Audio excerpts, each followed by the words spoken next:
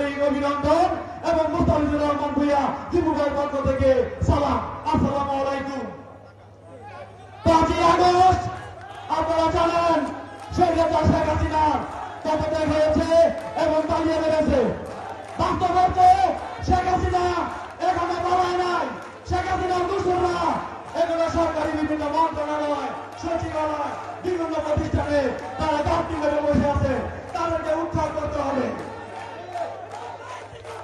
আমার নেতা জনাব মুস্তাফিজুর রহমান ভূঁইয়া দীপু ভাই সর্বপ্রথম বাংলাদেশের মধ্যে সন্ত্রাস, মাদক এবং দখলের বিরুদ্ধে যে কর্মসূচিগুলি পালন করতেছেন, স্বতঃস্ফূর্তভাবে সবাই অংশগ্রহণ করে উক্ত কর্মসূচিগুলি সফল করতেছে। এই লক্ষ্যে আমাদের বুলতা ইউনিয়নে সেই কর্মসূচি পালিত হচ্ছে। একটাই লক্ষ্য, যেন সমাজ থেকে